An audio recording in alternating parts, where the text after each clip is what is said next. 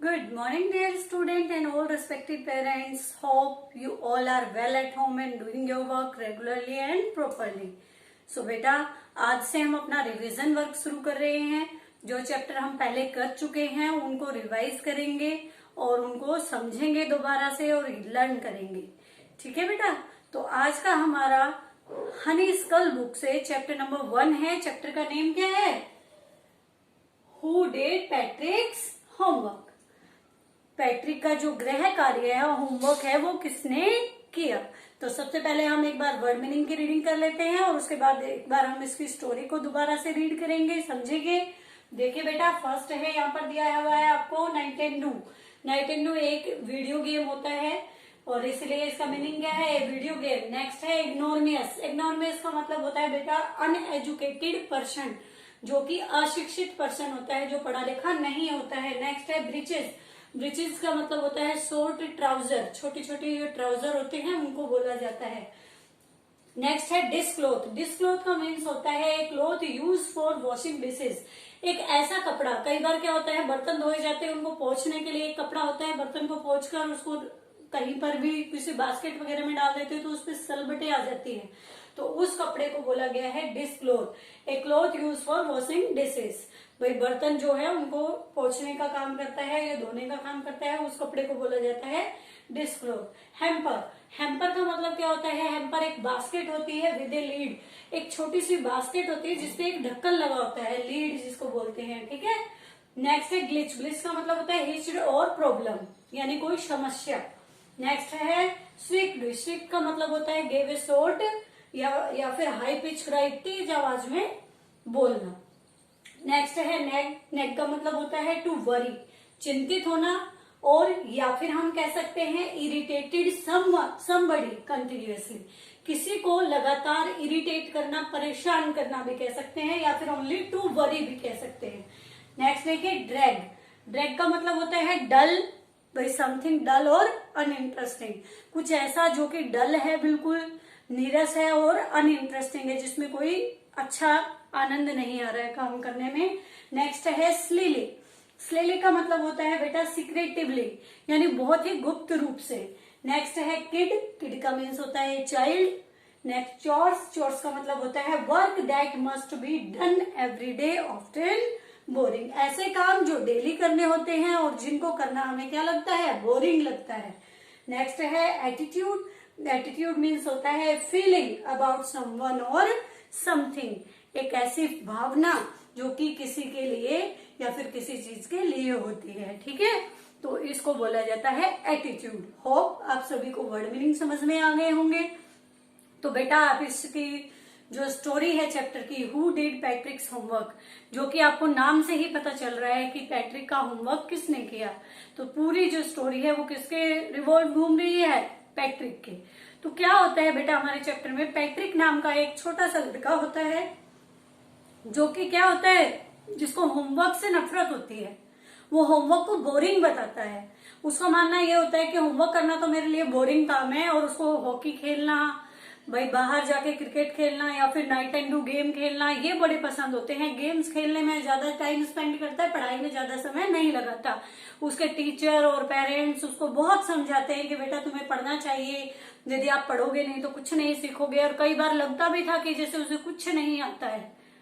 फिर एक दिन क्या होता है बेटा, उसकी लाइफ में एक दिन एक घटना होती है कि वो देखता है कि उसकी एक जो पालतू बिल्ली है वो किसी एक छोटी सी डॉल के साथ खेल रही है।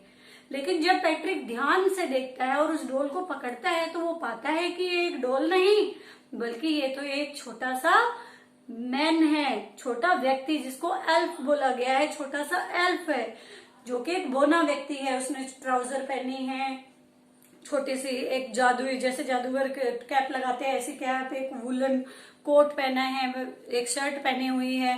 इस तरीके का उसका अपीयरेंस बताया गया है कि वो जो टाइनी मैन है, जो लिटिल मैन है, वो कैसा दिख रहा है। और तब जब पैट्रिक उस लिटिल मैन को अपनी बिल्ली से बचाता है तो वो लिटिल मैन चिल्लाता है कि तुम मुझे इस अपनी जो बिल्ली है उसको वापस मत करना, नहीं तो वो मुझे मार डालेगी, और इसके बदले में मैं तुम्हारी एक विश पूरी जरूर करूंगा।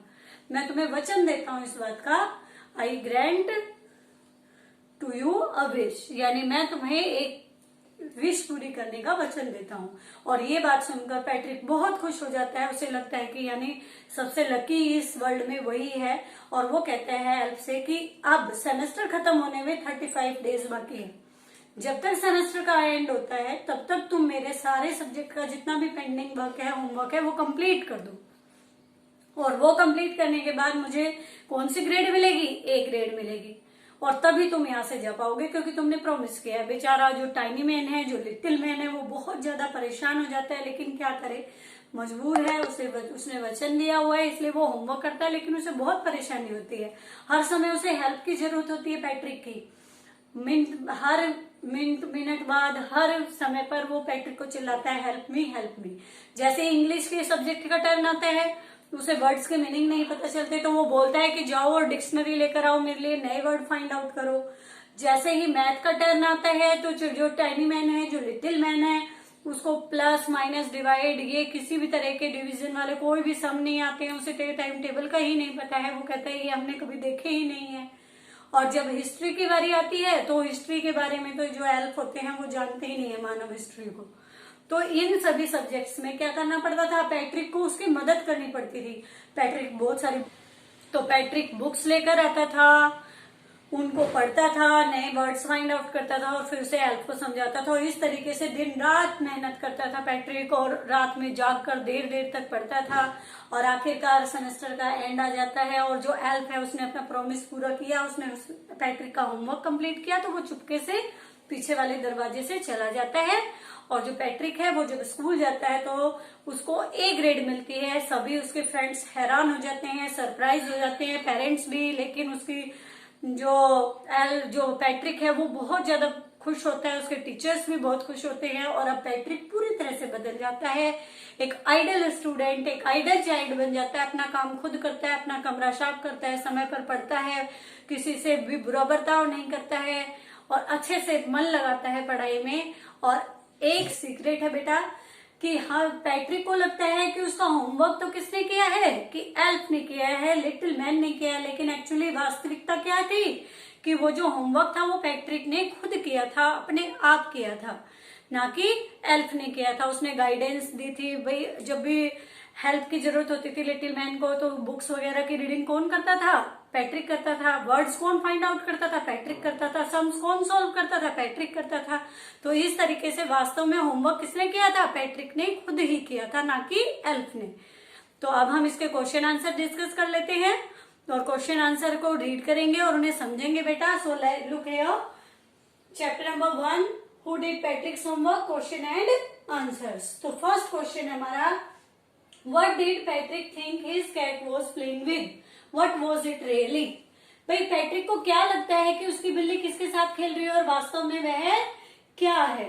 तो आंसर है हमारा पैट्रिक थॉट। देखिए बेटा, यहाँ पर थिंक दिया हुआ है, लेकिन हमने थॉट क्यों किया है? क्योंकि यहाँ पर डिड हमें पास्ट फॉर्म दी हुई है, और थिंक की सेकेंड फॉर्म क्या होती है? थॉट होती है। तो देखिए, पैट्रिक थॉट दैट, पैट्रिक ने सोचा कि his cat was playing with the doll. First question बनता है कि पैट्रिक ने क्या देखा कि उसकी बिल्ली किसके साथ खेल रही है। तो आंसर क्या बनेगा कि पैट्रिक ने सोचा कि जो उसकी बिल्ली है वो एक गुड़िया के साथ खेल रही है। Actually it was a small man, लेकिन वास्तव में ये कौन था? ये तो एक छोटा सा व्यक्ति था। ये हमारे फर्स्ट क्वेश्चन की ट्रांसलेशन हो गई बेटा। Now our second question is, why did the little man grant Patrick a wish? क्यों लिटिल मैन ने पैट्रिक को एक भाई इच्छा पूरी करने का वचन क्यों दिया? तो आंसर है, the little man granted him a wish because he saved him from the cat. भाई उसने ऐसा इसलिए किया क्योंकि ही कौन है यहाँ पर? ही है यहाँ पर पैट्रिक। क्योंकि जो पैट्रिक है उसने सेव्ड हिम कौन है? ये लिटिल मैन, कि उस लिटिल मैन को किससे बचाया था? अपनी बिल्ली से बचाया था। इसीलिए उस लिटिल मैन ने पैट्रिक को एक इच्छा पूरी करने का वचन दिया था। नेक्स्ट देखिए, व्हाट वाज पैट्रिक विश? अब जब इच्छा पूरी करने का वचन दे दिया है तो वह पैट्रिक की इच्छा क्या थी? आंसर देखिए, his wish was to get his homework done from the elf. देखिए, पैट्रिक की इच्छा थी कि वो अपना सारा होमवर्क किससे करा ले? वो अपना सारा होमवर्क उस टाइनी मैन, जो लिटिल मैन है, उससे करा ले, हेल्प से करा ले। ये हमारे इस क्वेश्चन का आंसर हो गया है कि पैट्रिक की इच्छा क्या थी कि वो अपना सारा काम हेल्प से करे। नेक्स्ट देखिए, in what subjects did the little man need help to do Patrick's homework. Patrick का होमवर्क करने के लिए जो लिटिल मैन था उसे किस किस सब्जेक्ट में हेल्प की जरूरत पड़ी। तो आंसर देखिए, he needed his help in English, math and history. ही यहाँ पर लिटिल मैन है और हिज यहाँ पर पैट्रिक है। तो जो लिटिल मैन है उसे पैट्रिक की हेल्प की जरूरत इंग्लिश, हिस्ट्री और मैथ में पड़ी।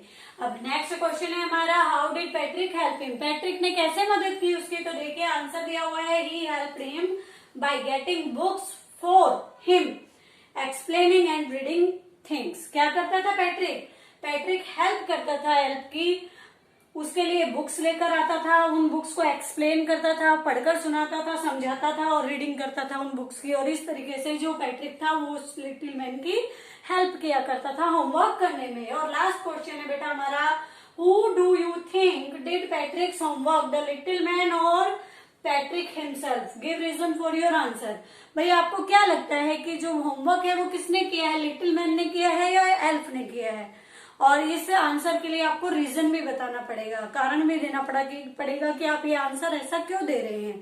तो देखिए बेटा यहाँ पर आपको बताया गया है, it was Patrick himself who actually did all the homework. वास्तव में ये पैट्रिक ही था जिसने सारा होमवर्क किया था। He had to help the elf again and again with guidance and book. वो क्या करता था, बार बार एल्फ को, जो एल्फ था उसकी मदद किया करता था गाइडेंस से और इसके साथ साथ बुक्स के साथ रीडिंग करके। और इस तरीके से जो पैट्रिक था उसने अपना होमवर्क खुद ही किया था। Hope you understand the topic very well, word meaning, explanation of the chapter and question answers of the chapter. Okay बेटा, सो डू प्रैक्टिस और इस टॉपिक को आप अच्छे से घर पर समझेंगे और इसको याद करेंगे। थैंक यू बेटा।